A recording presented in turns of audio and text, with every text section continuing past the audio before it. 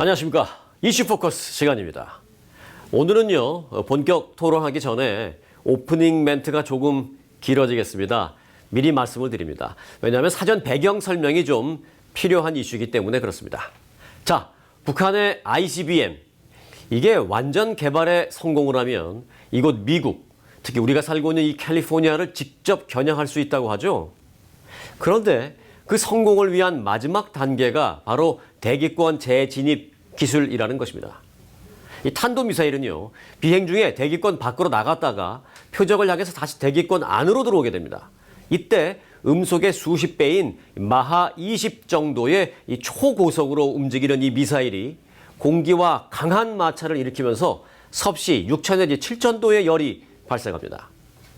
이를 견디지 못하면 탄두가 대기권 밖으로 튕겨나가거나 아니면 부서져 버리기 때문에 이 ICBM 완성을 위해서는 대기권 재진입 시 그 온도 제어 기술이 필수입니다. 일부 학자들은 북한이 여기까지 성공했다고 합니다만은 미국의 한 유력 전문가가 실패다라고 단언을 했습니다. 자, 오늘의 이슈. 북한 ICBM 대기권 재진입 실패입니다. 그런데 끝에 퀘스천 마크가 붙어야 합니다.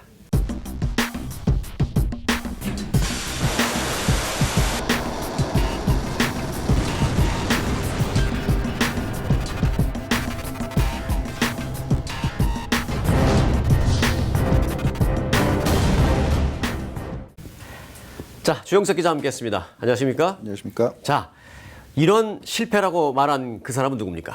네, 바로 마이크 앨럼은 국제전략문제연구소 선임연구원입니다. 네. 영어로 이제 IISS라고 불리는 국제전략문제연구소의 이제 선임연구원인데요. 이 사람이 미국 내에 아주 대표적인 미사일 전문가입니다. 그래서 이 사람의 이런 분석에 상당한 지금 무게가 실리고 있습니다. 네. 자, 그럼 그 사람은 뭘 근거로 판단을 한 겁니까? 실패라고. 예, 근거가 있는데요. 바로 일본 NHK의 그 날씨 관련해서 촬영하는 인공위성의 화면입니다. 네. 아시다시피 북한의 이번 ICBM 발사가 일본 쪽을 향해서 이루어지지 않았습니까? 그렇죠. 네. 예, 그러다 보니까 NHK의 그 날씨 관련 인공위성의 그 떨어지는 모습이 잡혔거든요. 네. 그 화면 내용을 보면 그 북한 ICBM의 탄두가 이 대기권 밖으로 나갔다가 다시 대기권 안으로 이제 재진입하면서 고도 한 6,000m에서 8,000m 정도 상공에서 아주 최고조의 섬광, 그러니까 가장 밝게 빛을 내더니 이 한 고도 3,4,000m 정도쯤에서 갑자기 빛이 사라졌다. 이제 이런 얘기입니다. 이제 그게 이제 화면에 잡혔는데 그것을 근거로 해서 이 마이크 앨러먼 선임연구원은 3,4,000m 상공에서 빛이 사라졌기 때문에 이것은 실패한 거다. 대기권 재진입에 실패한 거다. 이렇게 규정을 한 겁니다. 그럼 조금 더 들어가 보죠. 공중에서 빛이 갑자기 사라졌다라는 게 무슨 의미입니까? 그렇죠. 그게 이제 어떻게 보면 이제 키포인트인데요. 네. 이 마이크 앨러먼 연구원의 설명을 들어보면 탄두가 대기권에 이제 재진입할 때 엄청난 그 열을 받지 않습니까? 네. 그래서 그 부담을 극복하고 온 상태로 제대로 된 상태로 이 대기권에 들어와야 자신이 목적한 어떤 이제 목격지로 떨어질 수가 있는데 그것을 이제 해낼 수 있느냐 없느냐가 관건인데 이 3,4,000m 상공에서 갑자기 사라졌다. 그리고 그 전에 6,000m에서 8,000m 정도 상공에서 최고조의 어떤 섬광이 빛났다. 이것을 같이 묶어서 분석하면 결국 대기권 재진입하는 순간에 엄청난 고열에 휩싸였다. 이렇게 볼 수밖에 없다는 거죠. 네. 그래서 이 마이크 앨러먼 연구원의 설명을 들어보면 최대한의 어떤 과부하를 받았고 그 과부하를 견디지 못해서 이 고도 6,000m, 8,000m 정도 상공에서 이미 엄청난 불덩어리가 돼버렸고 그것이 이제 3,4,000m에서는 그것을 견디지 못하고 완전히 이제 산산조각 났다. 이렇게 분석을 한 겁니다. 네. 따라서 이 북한의 ICBM 발사는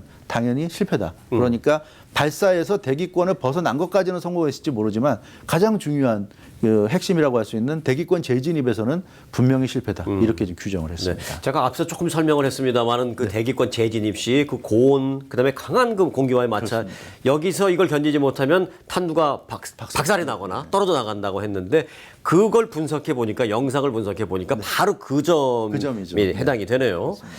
자, 그렇다면 북한의 앞으로의 어떤 행보를 좀 예상해 보면 또 실패인지에 대한 것도 좀 우리가 추론을 해볼 수 있을 것 같아요. 그렇습니다. 이번이 실패인 것 같은데요. 네. 그러나 대기권 재진입에 실패했다고 해서 그게 전부는 아닌 거죠. 어차피 북한은 꾸준히 그 오랜 시간에 걸쳐서 미사일을 실험하고 또 이 ICBM을 실험해 오면서 지금까지 이르렀습니다. 따라서 그동안 북한이 수많은 시행착오를 겪으면서 지금 핵보유국의 지위를 인정받기 직전까지 왔는데 그런 관점에서 보자면 지금 실패했지만 그냥 북한이 실패했다고 해서 멈추는 것이 아니라 계속 갈 겁니다. 따라서 마이크 앨러먼 수석연구원은 이 북한이 앞으로도 계속 실험을 할 것이다. 이번에 대기권 재진입에 지금 실패한 것으로 보이기 때문에 아마 지난번 발사했던 것과 유사하게 또 발사해서 대기권 밖으로 올려보낼 것이고 그것이 대기권 다시 재진입할 때 성공했다는 그런 확실한 그 증거를 보여줄 때까지는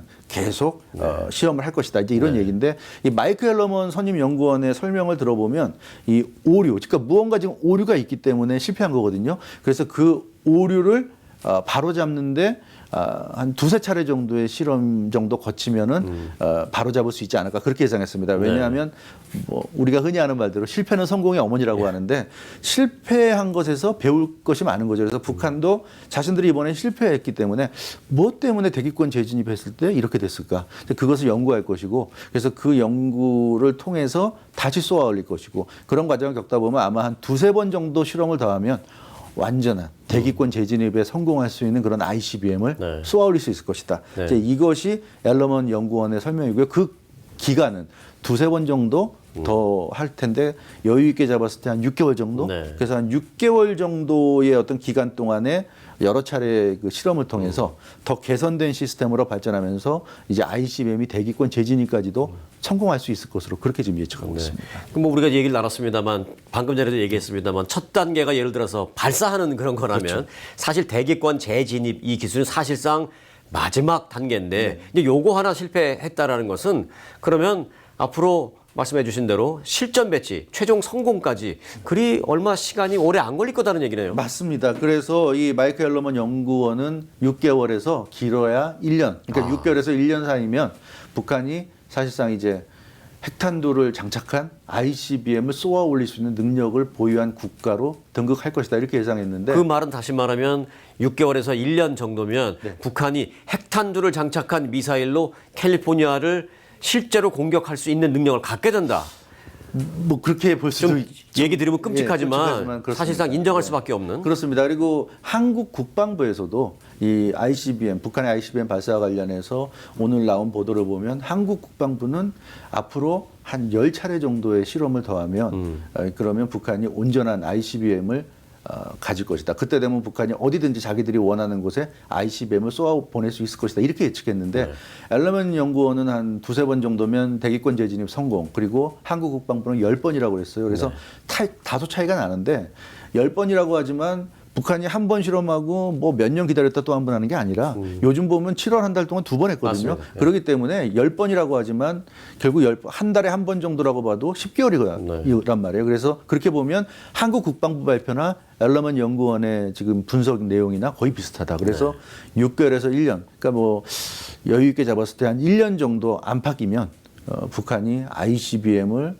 실제로 쏘아 올릴 수 있는 능력을 보유할 수 있다. 우리가 그렇게 판단해도 무리는 없을 것으로 그렇게 보여집니다. 근데 이제 여기까지 들으니까 정말 걱정입니다. 걱정이에요. 그러니까 미국으로 봤을 때는 사실 선택할 수 있는 여지가 사실 많지 않거든요. 그렇습니다. 이제 이 북한 핵 문제를 다루기가 쉽지 않아 보이는데 뭐 한번 예상을 해보죠. 어떻게 해야 되겠습니까, 우리가? 지금 말씀하신 게 어떻게 보면 지금 현실인데요.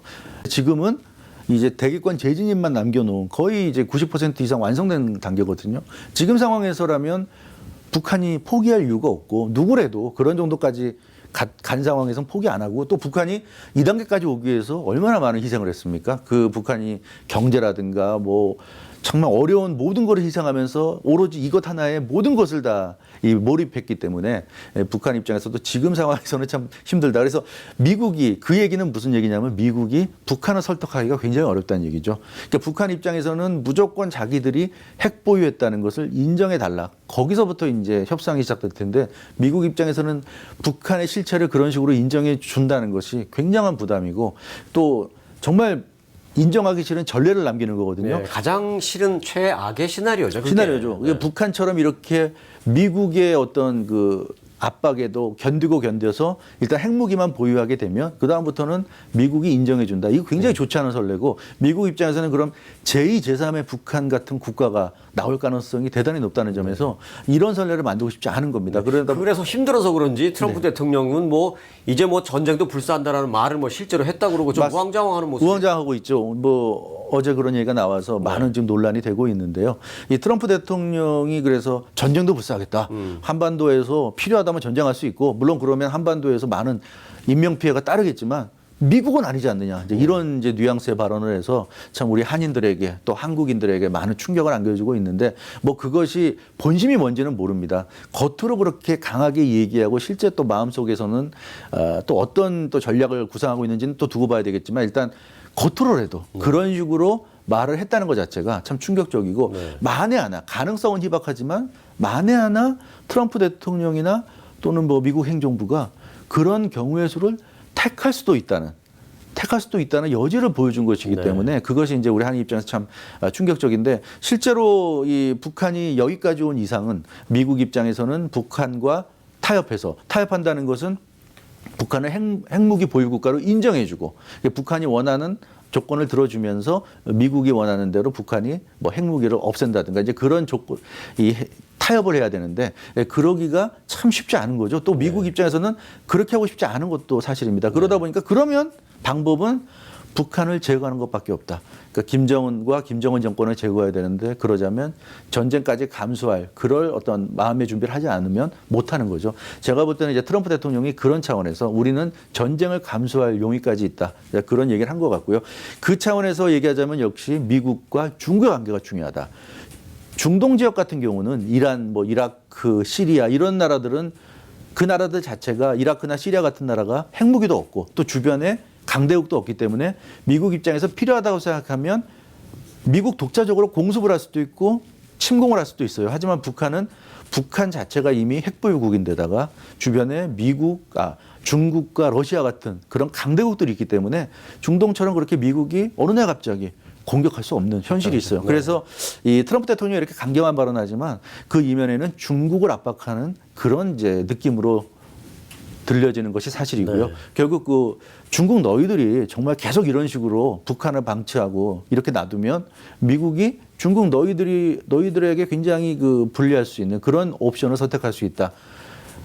어떻게 보면 북한을 향해서 한 어떤 그 협상용 발언이라기보다는 물론 그럴 수도 있겠습니다. 그렇죠. 중국을 향한 어떤 협상용 발언, 중국을 압박하기 위한 발언 이렇게도 생각해 볼 수 있는데 저는 듣고 나니까 오히려 그랬으면 좋겠다 이런 생각이 들 정도입니다. 네, 그렇습니다. 아무튼 그래서 이 전쟁이라는 것 좀 최악의 시나리오고 또 맨 마지막의 옵션이라고 할 수 있는데요.